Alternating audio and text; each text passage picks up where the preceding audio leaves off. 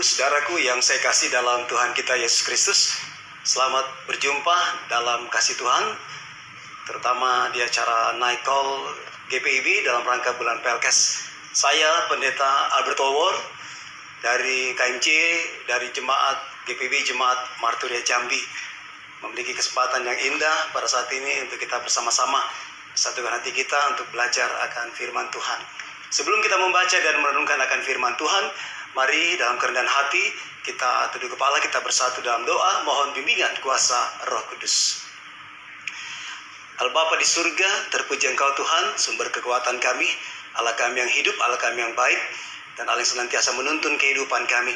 Kepadamu kami datang Bapa, untuk kami belajar akan firman Tuhan, dan biarlah kuasa Roh Kudus Tuhan menerangi kami semuanya, hati kami, pikiran kami, bahkan seluruh karya hidup kami, hanya di dalam rancangan Tuhan, hanya dalam tuntunan kuasa Roh Kudus Tuhan. Ya Bapa di surga, terima kasih, terpuji Engkau, dalam nama Tuhan Yesus kami berdoa. Amin. Bapak Ibu Saudaraku yang saya kasih dalam Tuhan, bacaan firman Tuhan kita malam ini terambil dari Kitab Kejadian pasal 48 ayat 15 hingga ayatnya yang ke-22. Saya akan membacakan buat kita semua. Sesudah itu diberkatinya lah Yusuf, katanya, nenekku dan ayahku Abraham dan Ishak telah hidup di hadapan Allah. Allah itu sebagai Allah yang telah menjadi gembalaku selama hidupku sampai sekarang, dan sebagai malaikat yang telah melepaskan aku dari segala bahaya. Dialah kiranya yang memberkati orang-orang muda ini, sehingga namaku serta nama nenek dan bapakku Abraham dan Ishak termasyur oleh karena mereka, dan sehingga mereka bertambah-tambah menjadi jumlah yang besar di bumi. Ketika Yusuf melihat bahwa ayahnya meletakkan tangan kanannya di atas kepala Efraim, hal itu dipandangnya tidak baik. Lalu dipegangnya tangan ayahnya untuk memindahkannya dari atas kepala Efraim ke atas kepala Manasye. Katanya kepada ayahnya, janganlah demikian ayahku, sebab inilah yang sulung. Letakkanlah tangan kananmu ke atas kepalanya. Tetapi ayahnya menolak, katanya, aku tahu anakku, aku tahu. Ia juga akan menjadi suatu bangsa, dan ia juga akan menjadi besar kuasanya. Walaupun begitu, adiknya akan lebih besar kuasanya daripadanya, dan keturunan adiknya itu akan menjadi sejumlah besar bangsa-bangsa. Lalu diberkatinya lah mereka pada waktu itu, katanya, dengan menyebutkan namamulah orang Israel akan memberkati. Demikian Allah kiranya membuat engkau seperti Efraim dan seperti Manasye. Demikianlah didahulukannya Efraim daripada Manasye. Kemudian berkatalah Israel kepada Yusuf, tidak lama lagi aku akan mati, tetapi Allah akan menyertai kamu dan membawa kamu kembali ke negeri nenek moyangmu. Dan sekarang aku memberikan kepadamu sebagai kelebihanmu daripada saudara-saudaramu suatu punggung gunung yang kurebut dengan pedang dan panahku dari tangan orang Amori. Demikian bacaan firman Tuhan. Yang diberkati adalah mereka yang mendengar firman Allah serta memeliharanya. Bapak Ibu Saudara yang saya kasih dalam Tuhan kita Yesus Kristus, bacaan firman Tuhan ini mengangkat satu tema, yaitu Allah tahu apa yang terbaik. Allah tahu apa yang terbaik. Ada ungkapan yang mengatakan bahwa hidup ini adalah pilihan. Bapak Ibu Saudara yang saya kasih dalam Tuhan, dan sebagai orang Kristen, sebagai orang percaya, tidak ada pilihan lain selain berjalan di dalam rencana dan kehendak Tuhan. Ada sebuah cerita Bapak Ibu yang saya kasih dalam Tuhan, seorang dari suku Indian, seorang pemuda yang dipersiapkan untuk menjadi pemanah besar. Karena dalam suku Indian menjadi pemanah yang besar adalah suatu kehormatan. Lalu untuk menjadi seorang pemanah yang besar itu, orang tuanya memberikan arahan-arahan, memberikan tugas untuk dia boleh menjadi pemanah yang besar. Dan disampaikan kepadanya bahwa engkau harus mencari sebuah pohon atau sebatang pohon di hutan yang terbaik untuk dijadikan anak panah. Jadi itu merupakan tes atau ujian pertama yang harus dijalani oleh anak itu untuk menjadi seorang pemanah besar. Lalu dia mendengarkan semua arahan itu, dan satu pesan dari orang tuanya, bahwa ketika engkau telah melewati satu pohon, jangan engkau kembali ke pohon itu. Artinya harus berjalan terus. Pada keesokan harinya, anaknya itu berangkat pagi-pagi memasuki hutan untuk mencari batang pohon yang terbaik untuk dijadikan anak panah. Dia berangkat dari satu pohon ke pohon yang lain, dia lewati dan dia belum menjatuhkan pilihan. Hingga hari menjelang senja, menjelang sore, belum juga dia mendapatkan pilihan pohon yang terbaik. Dan akhirnya, karena waktu sudah semakin menuju gelap, maka akhirnya dia menentukan satu pohon. Dia tebang dan dia ambil batangnya lalu dia bawa pulang. Sampai di rumah, dia membawanya kepada orang tuanya, kepada bapaknya, lalu diperlihatkan. Lalu bapaknya melihat dan meneliti bahwa ternyata batang pohon yang dia pilih adalah batang pohon yang salah, bukan yang terbaik. Lalu apa jawab anaknya?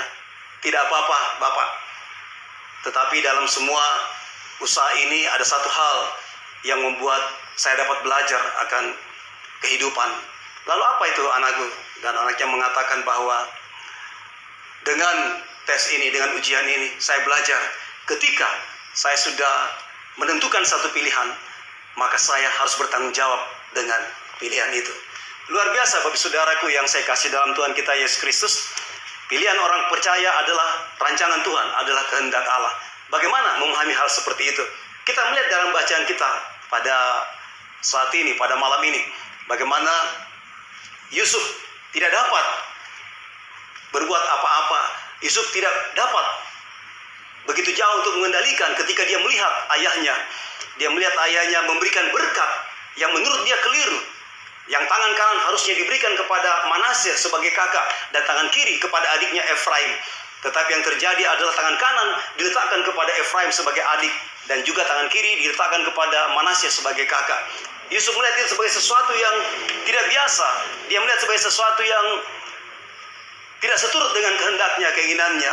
Tetapi tentunya Bapak Saudaraku yang saya kasih dalam Tuhan, apa yang terjadi ini juga berangkat dari pengalaman iman baik Yakub maupun Yusuf, di mana kedua-duanya dalam pengalaman iman hidup mereka adalah orang-orang yang menang, yang hidup dalam rencana Tuhan, dalam suka dan duka. Jadi kita melihat bahwa tidak berpanjang lebar mereka mempersoalkan itu. Yusuf mempersoalkan itu. Dan dia tidak mengendalikan semua itu. Tapi dia percaya dan menerima apa yang dilakukan ayahnya sebagai apa? Kehendak Tuhan, sebagai rancangan Tuhan. Dan itulah yang terjadi. Dan Yusuf bisa mengerti dan bisa memahaminya.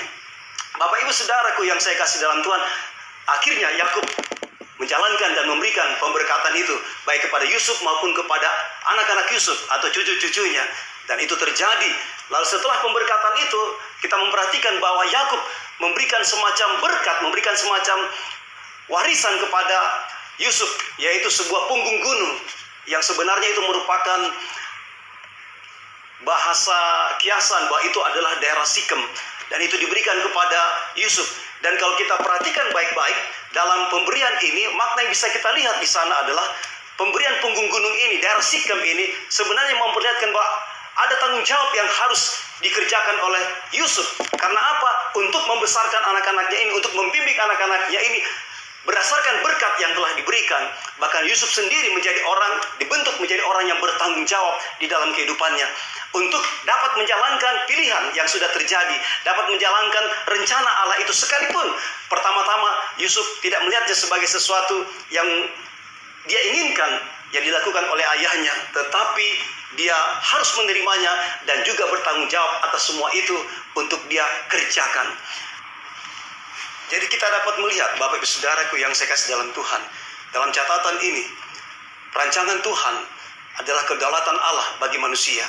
Apapun itu, disukai atau tidak, kalau kita meyakini sebagai rencana Tuhan dan kita percaya kepada Allah, maka yang menjadi penting bagi kita adalah bertanggung jawab untuk menjalankannya dalam segala situasi yang ada. Lalu apa maknanya bagi kita sebagai pribadi, sebagai keluarga, bahkan juga sebagai gereja GPIB, terutama dalam bulan Pelkes ini?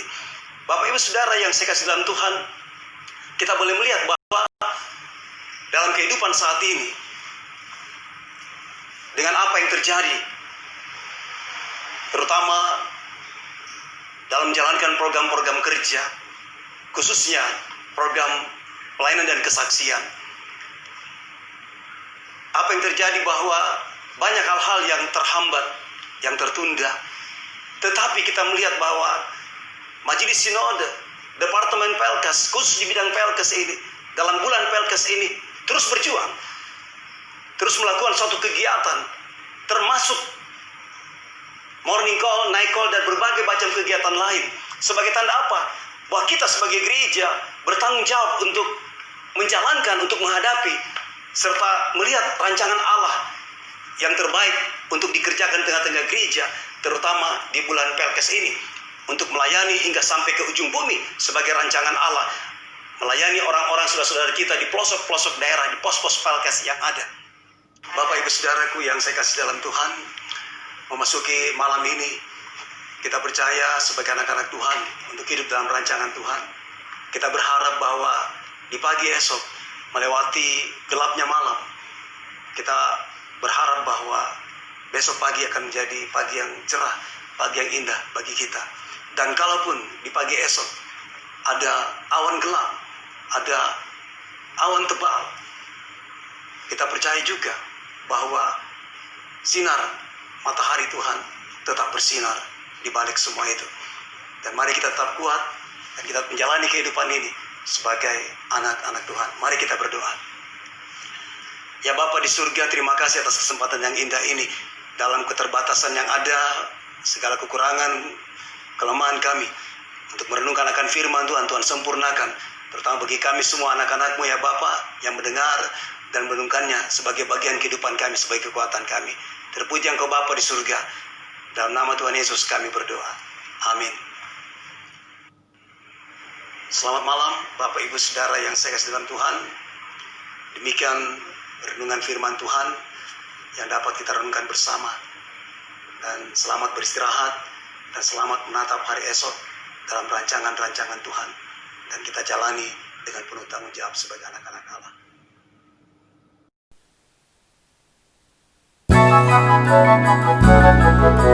Thank you.